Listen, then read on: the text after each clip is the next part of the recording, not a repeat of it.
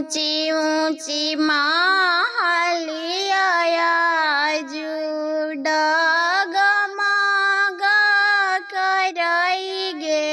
माई ऊंची ऊंची मालिया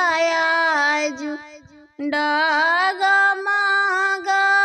कराई गे माई धिया वदाना करी पापा ढार ढार रोवलन गे माई धिया वदाना करी पापा ढार ढार रोवलन गे माई महला में पापा रोवलन आंगना में मम्मी गे माई महला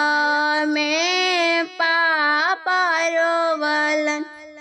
आंगना में मम्मी गे माई चौका पा बेटी रोवै थी अब नैहर छूटल गे माई चौका पा बेटी रोवै थी अब नैहर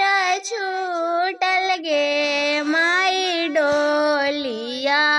के आगे पीछे